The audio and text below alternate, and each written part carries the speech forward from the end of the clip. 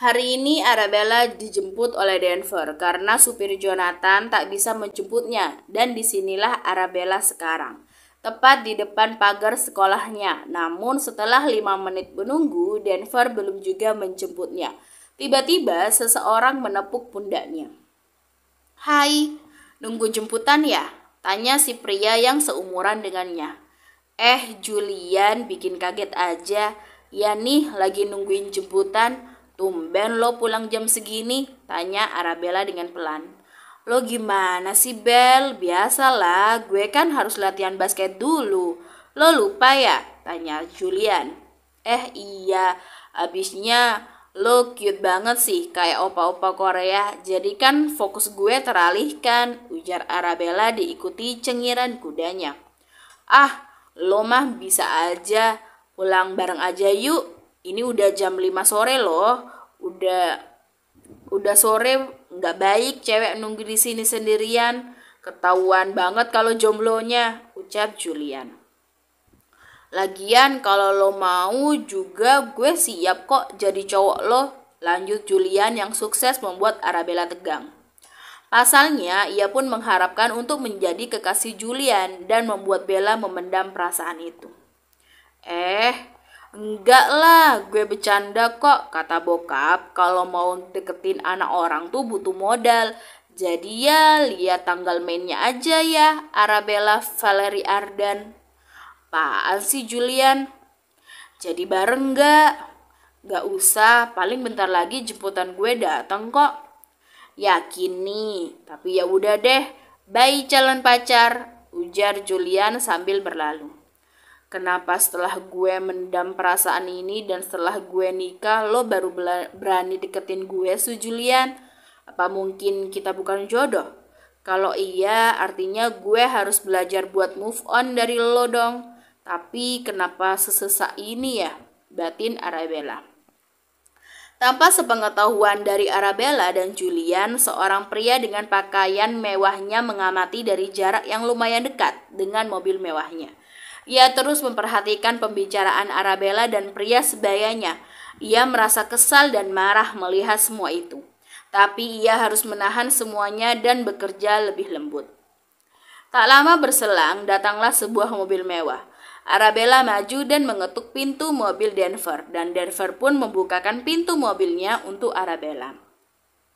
Di dalam mobil, ia hanya diam memikirkan perkataan dari Julian. Apa maksudnya dengan calon pacar? Ia tak bisa berdiam terus seperti ini. Ia harus mengatakan hal yang sejujurnya kepada Julian dan mengubur rasa cintanya untuk pria itu. Bagaimana dengan sekolahmu? Kapan ujiannya akan dimulai? Tanya Denver memecah keheningan. Baik kok, semuanya berjalan kayak biasanya. Terus masalah ujian 3 bulan lagi deh. Kalau ada materi yang tidak kamu mengerti, tanyakan saja pada saya. Loh, emang Om ngerti gitu sama materi anak SMA? Arabella, asalkan kamu tahu ya, suamimu ini adalah lulusan terbaik dari Harvard University. Wow, keren. Iya, saya tahu kalau saya keren, ujar Denver dengan sombong. Sombong amat, Pak. Nih ya, kalau misalnya nanti Bella jadi lulusan terbaik, Bella bakalan minta hadiah paling mahal dari Om Denver. Tantang Bella. Oke, buktikan, ucap Denver sembari menaikkan satu alisnya. Setelah itu keheningan kembali tercipta di antara mereka. Sampai akhirnya mereka tiba di mansion megah Denver. Arabella berjalan terlebih dahulu daripada Denver, sementara Denver mengekori Arabella. Namun saat Jonathan hendak menyambut kedatangan dua majikannya, ia melihat hal aneh dari rok Arabella. Ia mengenalinya, ia tak bodoh, ia paham apa yang terjadi dengan rok Arabella. Akhirnya, ia sedikit berlari ke arah Denver yang baru saja akan duduk di sofanya. Denver, lihatlah ke arah istrimu, bisik Jonathan penuh penekanan. Apa? Cantik. Aku sudah mengetahuinya, oleh karena itu aku menikahinya, ujar Denver tanpa melihat ke arah Arabella. Ada bercak darah di roknya Arabella, ucap Jonathan sambil mencengkram kedua pundak Denver. Oh, ayolah, itu hanya darah. ucap Denver belum sadar. Apa? Sialan, mengapa kamu melihatnya, Jonathan? Akan kucopot matamu, ujar Denver sembari berlari ke arah Bella yang sedang menaiki tangga. Dan langsung berjalan tepat di belakang Arabella sembari merapatkan ke arah Arabella. Arabella yang merasa risih dengan tingkah Denver langsung melirik sadis ke arah Denver. Om, ngapain sih? Bella risih tahu nggak? Arabella, berjalanlah cepat ke kamar, akan kuberitahu di sana. Kita bisa bicara di sini. Kenapa emangnya? Ucapnya. Arabella, turuti perintahku. Aku tak ingin hal ini dilihat oleh para pembantu yang baru sampai tadi siang. Cepat, perintah Denver. Oke. Ucap Arabella ketakutan karena dibentak oleh Denver. Ia pun berjalan cepat ke arah kamarnya. Saat di kamar, Arabella langsung menumpahkan kekesalannya pada Denver. Kenapa sih? Kan Bella cuma pengen tahu hal apa. Kok malah dibentak? Ucapnya frustasi. Ada darah di rokmu, oleh karena itu aku menyuruhmu untuk berjalan cepat ke kamar agar tak dilihat oleh Jonathan dan para pembantu di rumah ini. Tapi sialnya Jonathan yang memberitahuku tentang hal itu. Arabella yang mendengar perkataan Denver refleks langsung melihat ke arah roknya dan ia pun langsung berdiri kaku. Ia sangat malu, namun apa yang dilakukan Denver tidaklah salah, namun malah menyelamatkannya. Arabella berlari ke arah kamar mandi dan mulai membenahi semuanya. Namun baru beberapa menit ia masuk, ia mengintip dari balik kamar mandi dan mendapati Denver tengah bekerja di sofa sembari memangku laptopnya. Om, Bella boleh minta tolong nggak? Apa? Tanya Denver. Di sini ada pembalut tidak? Bella lupa beli, cicit Arabella. Denver yang mendengarnya pun langsung membelalakkan matanya tak percaya. Yang benar aja, di rumah ini hanya ada Jonathan dan dirinya, juga beberapa pembantu. Itu pun juga baru sampai. Bagaimana dia memikirkan persediaan pembalut di rumah ini? Tidak ada, jawab Denver. Om, bisa minta tolong beliin nggak? Soalnya Bella lagi dapet nih. Di mana? Di supermarket depan juga ada kok, Om. Oke, tunggu di sini, jangan keluar. Peringat Denver. Thanks, suamiku sayang. Iya. Denver pun bergegas ke supermarket dan membeli barang pesanan Arabella.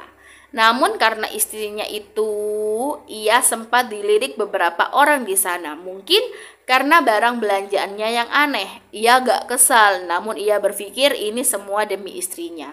Jadi terpaksa ia mengacuhkan semua tatapan orang yang ada di sana. Setelah sampai di mansion, Denver langsung bergegas memasuki kamar Arabella dan mengetuk pintu kamar mandi. Bel, ini barangnya, ujar Denver sembari menyodorkan barang belanjaannya. Iya, makasih ya Om, ucap Arabella. Arabella melihat barang belanjaan Denver, ia terkejut karena berbagai merek pembalut ada di sana. Akhirnya ia menyelesaikan ritualnya dengan cepat. Om, makasih banyak ya, tapi kok belinya banyak banget sih Om? Nggak apa-apa, biar ada stok, ujar Denver dengan mengetikkan sesuatu pada laptopnya. Arabella mendekat ke arah Denver dan dengan segan memeluknya dari belakang. Ia menopangkan dagunya ke pundak Denver. Makasih ya Om, maafin Bella kalau selama ini suka bikin Om kesel. Tapi Bella janji, Bella gak bakal hianatin Om, sekalipun hianatin hati Bella sendiri, ucapnya tanpa berbicara kalimat terakhir. Denver yang tengah fokus menatap layar laptopnya sedikit terkejut, mendapati lengan kecil putih memeluk perutnya posesif. Ia berbalik dan membalas pelukan Arabella. Saya akan selalu lindungi kamu dari apapun yang membahayakanmu, sekalipun dari pria sialan itu, ujar Denver tanpa diikuti kalimat terakhirnya. Arabella merasa sangat nyaman. Kepalanya bersandar di dada bidang Denver membuatnya merasa seperti sangat disayangi di sini. Dan dia tak akan mengkhianati Denver dan lebih memilih Julian daripada suami devilnya itu. Maukah kamu berjanji untuk tak mendekati pria manapun selain aku? Tanya Denver. tetap dalam posisi memeluk Arabella. Tergantung aja. Memangnya kenapa? Tanya Arabella menatap mata Denver. Karena aku cemburu. Bel, sudahkah kita hentikan acara peluk-memeluk ini? Aku lapar, ucap Denver diikuti cengiran kudanya. Oh iya, Bella lupa masak. Tunggu di sini ya, Bella mau ambil dulu. Tak usah, cukup lepaskan aja pelukanmu. Lalu duduklah di sampingku, aku akan memanggil pelayan ke sini. Arabella pun akhirnya melepaskan pelukannya pada Denver dan duduk tepat di sebelah Denver. Denver segera mengambil ponselnya dan tak lama berselang pintu terbuka. Arabella sedikit kaget karena sepengetahuannya Denver sudah mengunci pintu kamarnya. Di tengah keterkejutan Arabella, seorang pelayan membawa beberapa makanan dan mempersilahkan Arabella dan Denver untuk menikmati hidangannya. Arabella masih bingung dengan apa yang terjadi di sini. Kamu tak usah bingung, aku tahu kamu sedang memikirkan dari mana datangnya pelayan-pelayan itu kan, dan mengapa pintunya bisa terbuka, tebak Denver yang diikuti anggukan dari Arabella. Aku sudah mengatur semua kegiatan di mansion ini, jadi apapun bisa aku lakukan dan aku lihat dari ponselku saja. Fantastis, ujar Arabella. Sudahlah, jangan memikirkan hal itu, cepat makan, lalu kita tidur. Oke, tapi tetap Om Denver harus tidur di kamar sebelah ya. Baiklah. Mereka pun menikmati hidangan yang disajikan oleh pelayan itu hingga dia pun menghabiskan porsinya. Setelah dirasa kenyang, ia kembali memposisikan badannya untuk bersandar di tubuh Denver. Karena merasa tak ada penolakan, ia pun semakin merasa nyaman dan ia pun tertidur. Maafkan aku, Bel. Handphonemu juga aku sadap, ujar Denver sembari menggendong Arabella ala Brindle style menurunkannya di kasur. Tak lupa ia pun menyelimuti tubuh Arabella dan sesekali mengelus rambut Arabella. Selamat malam cintaku. Denver pun keluar dari kamar Arabella. Keesokan harinya, Arabella bangun terlambat. Sekarang pukul 8 pagi. Namun ia tak terlalu memikirkannya, sebab ini adalah tanggal merah, jadi ia tak berangkat sekolah. Jonathan, Denver, kemana semua orang? Arabella melangkahkan kaki jenjangnya menuju dapur, berharap ada Denver atau Jonathan di sana. Nyonya muda, maaf, tadi Tuan sudah pergi sejam yang lalu, ucap salah satu pelayan. Oh iya, tak usah panggil aku seperti itu, siapa namamu? Namaku Gadis, Nyonya. Baiklah Gadis, terima kasih, ucap Arabella. Ia berjalan ke arah sofa dan menghidupkan TV. Ia langsung mencari acara kartun kesayangannya yaitu SpongeBob. Gadis, kemarilah, aku ingin bicara. Iya Nyonya muda, ada apa? Tak usah panggil begitu, panggil aja aku Bella. Tapi, tak apa, kan tidak ada Denver di sini. Lagi pula kurasa kita seumuran. Berapa umurmu? Saya 19 tahun, Bella. Ya ampun, kamu kakakku ternyata. Baiklah, apa kamu sudah lama bekerja pada Denver? Ibuku sudah bekerja pada Tuan sejak Tuan masih berumur 6 tahun. Lalu aku sekolah dibiayai oleh keluarga Tuan. Naasnya sekarang kedua orang tua Tuan sudah wafat. Jadi aku sudah tak memiliki mertua. Iya, aku putri dari Madam Queen, pelayan senior yang mengurus keperluan Tuan di New York. Lalu, kenapa kamu di sini dan mengapa kamu tak membantu ibumu di sana? Tuan meminta agar beberapa pelayan di sini dulu karena ia tak ingin kamu kelelahan. So sweet, ucap Arabella dengan senyum mengembang. Di tengah perbincangan mereka, ponsel Arabella berbunyi. Suamiku sayang. Ternyata ada panggilan dari suaminya. Ia pun mengangkat panggilan tersebut. Halo Om, ada apa? Bel, tolong kamu ambilkan berkasku di atas meja kerjaku ya.